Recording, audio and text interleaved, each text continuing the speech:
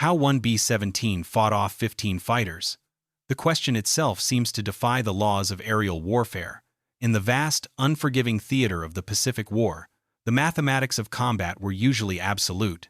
A lone bomber, caught without escort by a swarm of enemy interceptors, was not a combatant, it was prey. It was a statistical inevitability of fire, smoke, and a plunge into the ocean. But before we witness this miracle, a warning. History is rotting. Every day, time and apathy erase the sacrifices of men who saved the world, burying their stories in silence. If you do not subscribe right now, you are allowing their memory to die a second death. Do not let the past vanish into the dark. Click subscribe immediately. And if you have the nerve to turn your back on history, go to the comments section right now and explain to us why their courage means nothing to you. On June 16, 1943, over the hostile skies of Bougainville in the Solomon Islands, the impossible happened. A single Boeing B-17E flying fortress, a battered machine resurrected from the scrap heap and flown by a crew of misfits and volunteers, found itself the target of not 3, not 5, but nearly 20 Japanese fighters. Among them were the dreaded Mitsubishi, a 6M0s, flown by elite pilots of the 251st Koku-Tai. The bomber was alone. It was hundreds of miles from friendly lines. It was riddled with holes, its oxygen system destroyed, its hydraulic lines severed, and its cockpit awash in blood. The pilot, Captain Jay Zeamer Jr., was fading in and out of consciousness, his legs shredded by 20mm cannon fire. The bombardier, Second Lieutenant Joseph Sarnosky, was slumped over his guns, mortally wounded, yet refusing to die. By all metrics of war, this plane should have fallen. The Japanese pilots queued up, expecting an easy kill against a sluggish giant. But they were wrong. What ensued was a 45-minute running gun battle that stands as the longest, most vicious dogfight involving a single heavy bomber in the history of the United States Army Air Forces. This is not just a story of survival. It is the story of Old 666, the plane they couldn't kill, and the crew that refused to surrender. To understand the miracle that occurred over Bougainville, we must first understand the machine and the men who flew her. In the spring of 1943, the 43rd Bombardment Group was operating out of Port Moresby, Papua New Guinea.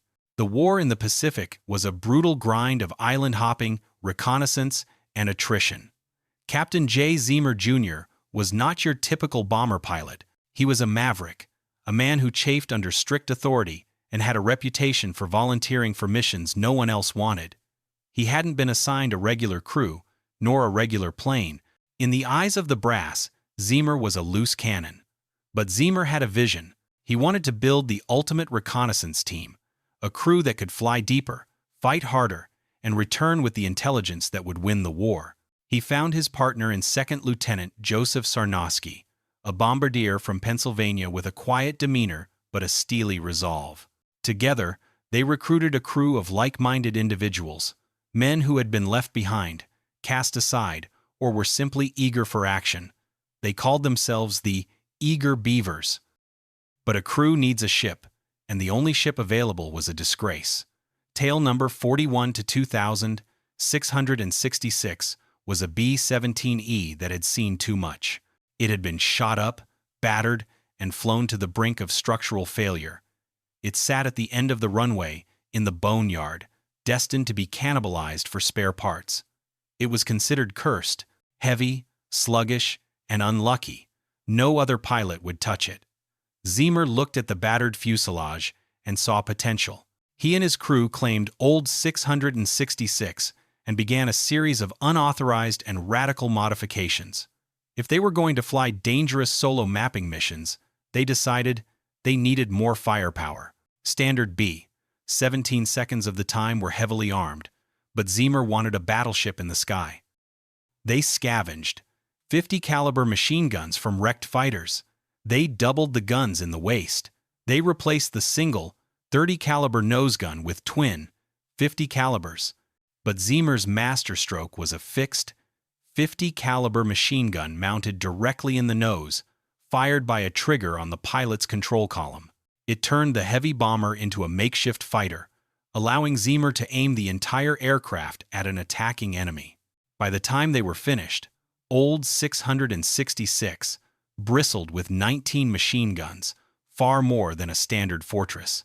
It was the most heavily armed bomber in the Pacific. The mission that would test this fortress came in mid-June. Allied High Command was preparing for the invasion of Bougainville, a critical stepping stone toward the major Japanese base at Rabaul. But they were flying blind. They needed high-resolution mapping photographs of the coastline and the airfields near Buka. The mission was suicidal. It required a lone bomber to fly straight and level for 22 minutes over enemy territory in broad daylight, directly above Japanese airfields. When the assignment came down, every other pilot stepped back. Zeamer stepped forward. On the morning of June 15, 1943, Zeamer gathered his crew. He didn't order them to go. He told them the risks. He told them that Buka was a hornet's nest. He told them they might not come back. To a man, they climbed aboard. The engines of Old 666 roared to life at 0400 hours on June 16th. It was still dark at Port Moresby. The heavy bomber, laden with fuel and ammunition, groaned as it taxied down the strip. Inside, the crew of the Eager Beavers settled into their positions. The air was thick with the humidity of the tropics and the unspoken tension of the task ahead.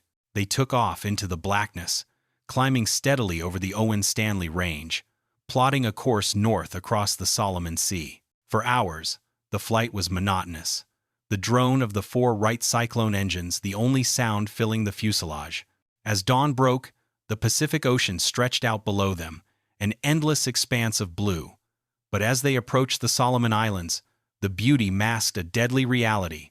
They were entering the sphere of influence of the Imperial Japanese Navy. By 0730 hours, they were nearing the target area. The coastline of Bougainville appeared on the horizon.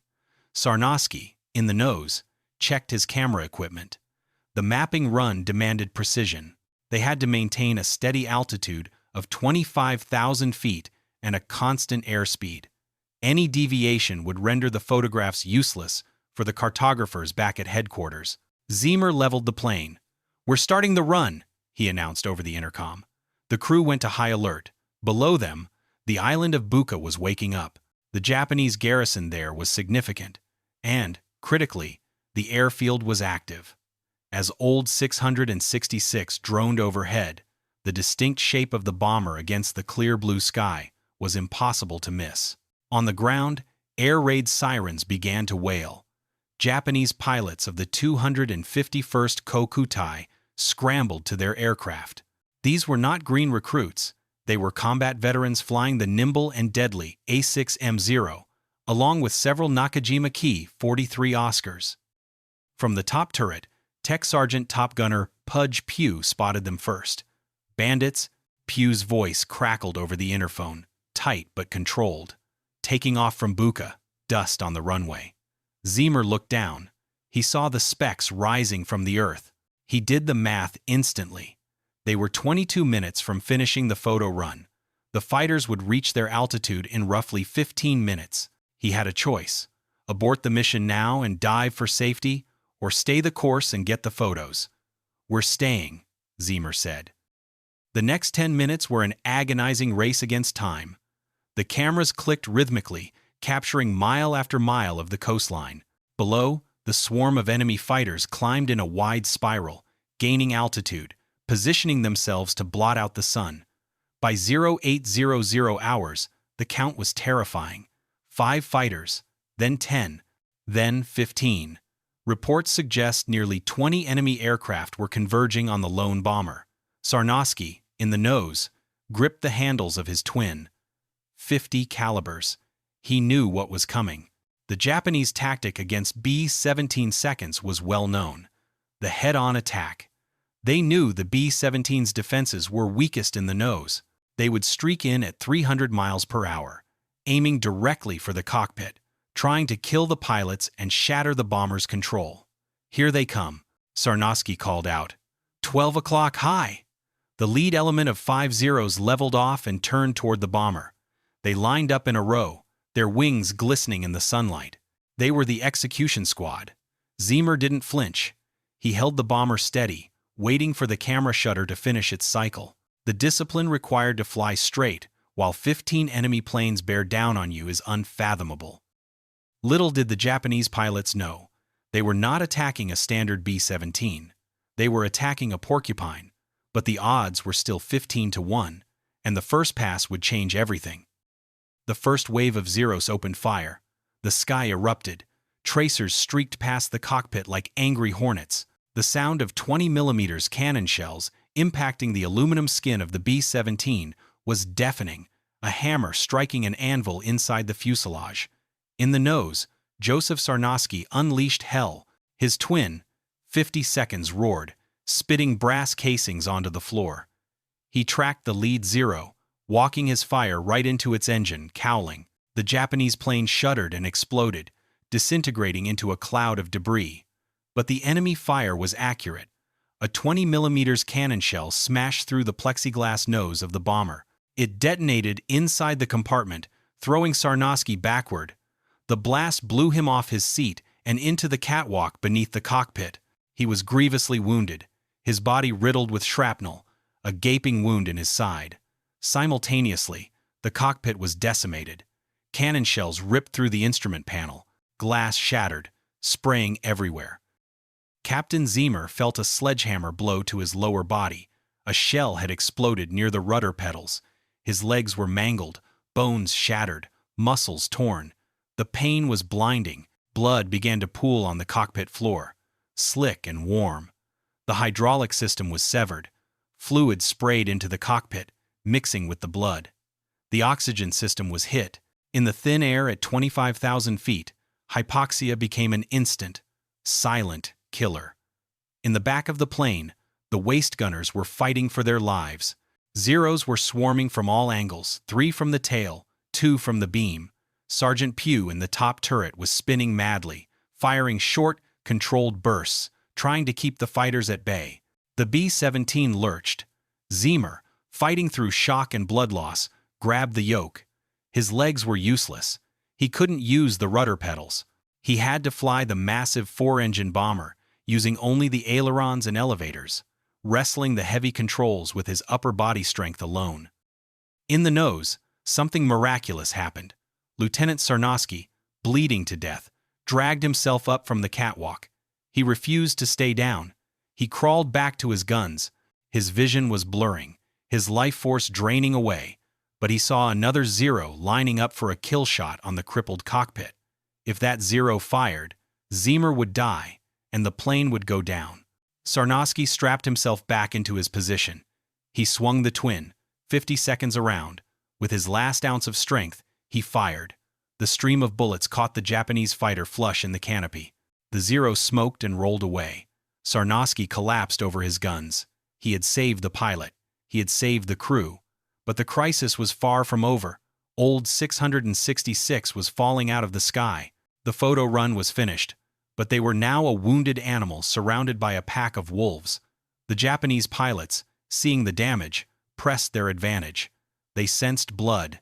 They moved in for the kill, attacking in coordinated waves. Zeamer, drifting in and out of consciousness, his flight suit soaked in blood, realized he couldn't just run. The Zeros were faster. If he flew straight, they would pick the bomber apart piece by piece. He had to fight. This is where the legend of the eager beavers was cemented.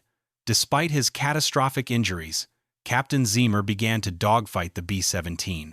It was an aerodynamic absurdity. A heavy bomber is not designed to turn inside a fighter, but Zeamer, fueled by adrenaline and sheer refusal to die, banked the massive plane violently. When a Zero approached from the left, Zeamer didn't turn away.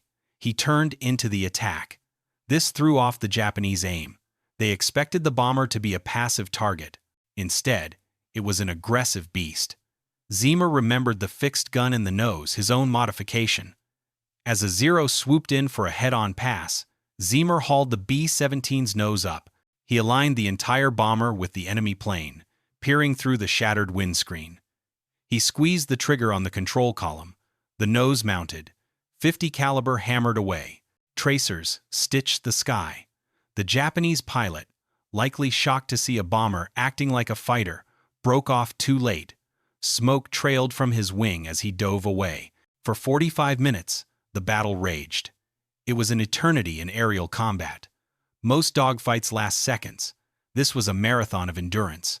The crew was functioning as a single organism. Sergeants Pugh, Vaughn, and the others called out targets. Fighter, 6 o'clock. Bandit, 3 o'clock low. Zeamer, fighting the fading darkness in his mind, responded to every call. He banked, climbed, and dived. The oxygen was gone, so he dove the plane down to thicker air, screaming toward the ocean surface. This desperate maneuver had a dual purpose. It gave them air to breathe, and it prevented the Zeros from attacking from below the B-17's most vulnerable blind spot. Now, flying just above the waves, the B-17 became a harder target. The Japanese fighters could no longer dive on them without risking crashing into the sea. They had to come in level, where the waist gunners and the tail gunner could bring their heavy firepower to bear. One by one, the Japanese attacks faltered. The eager beavers had shot down at least 5 fighters verified. Others were smoking and damaged. The Japanese pilots, low on fuel and ammunition, and likely shaken by the ferocity of this single American bomber, began to peel off. The last Zero turned back toward Buka. Old 666 was alone again, but it was a wreck. The wind screamed through the shattered nose. The hydraulic fluid was gone, meaning they had no brakes and no flaps for landing. The compass was shot out. Zeamer was barely conscious, his blood pressure plummeting. The co-pilot, Lieutenant J.T. Britton, took the controls to allow Zeamer to pass out, but Zeamer refused to fully relinquish command. He knew the plane better than anyone. He drifted in a haze of pain, waking up only to check their heading. They had to fly 580 miles back to New Guinea, 580 miles in a sieve. The crew did what they could for Sarnoski, but it was too late. The brave bombardier who had swatted the fighters away had passed. As the coastline of New Guinea appeared, a new problem emerged. They had to land. Without hydraulics, the brakes wouldn't work. Without flaps, they would come in hot, too fast. And Zeamer, the only one who knew the peculiar handling of old 666, was practically in a coma. But as they approached the airstrip at WWII, chosen because it was longer than Port Moresby, Zeamer woke up. He insisted on performing the landing. "I know how to bring her in," he whispered. The ground crew at WWII stopped their work and looked up. A B-17 was approaching, but it didn't look like an airplane anymore. It looked like a flying scrap heap. Sections of the tail were missing. The nose was a jagged hole. The fuselage was perforated by hundreds of bullet holes. Later counts would estimate over 180 distinct impacts. Zeamer lined up the runway. He brought the plane in fast. He touched down smoothly, but without brakes. The beast roared down the tarmac. It coasted, slowing gradually, until it finally ground to a halt at the very end of the strip. Silence fell over the airfield. Ambulances raced to the plane. When the medics opened the hatch, they were greeted by a scene of carnage. Blood coated the floorboards. The body of Joseph Sarnoski was carefully removed. He had given his life to protect his crew. They pulled Zeamer from the cockpit. He was pale, ghostly white. The doctors were stunned he was still alive, let alone that he had flown a heavy bomber for 3 hours with such injuries. He had lost 50% of his blood volume. The mission was a success. The cameras had kept rolling. The photos Zeamer and Sarnoski died and bled for were perfect. They revealed the Japanese defenses in intricate detail, intelligence that proved vital for the subsequent invasion of Bougainville. The cost was high, but the recognition was historic. For their conspicuous gallantry and intrepidity in action above and beyond the call of duty, both Captain Jay Zeamer Jr. and Second Lieutenant Joseph Sarnoski were awarded the Medal of Honor, Sarnoski receiving his posthumously. It was the only time in World War II that 2 members of the same crew were awarded the Medal of Honor for the same mission. The rest of the crew, the waist gunners, the navigator, the top turret gunner, were all awarded the Distinguished Service Cross, the nation's second highest award for valor. It remains the most highly decorated single-air mission in American history. Jay Zeamer spent over a year in hospitals recovering from his wounds. He would never fly in combat again, but he survived the war, living until 2007. Old 666 never flew again. It had given everything it had in that one final, epic stand. It was the plane that nobody wanted, flown by the crew that nobody could tame, achieving a victory that nobody believed was possible.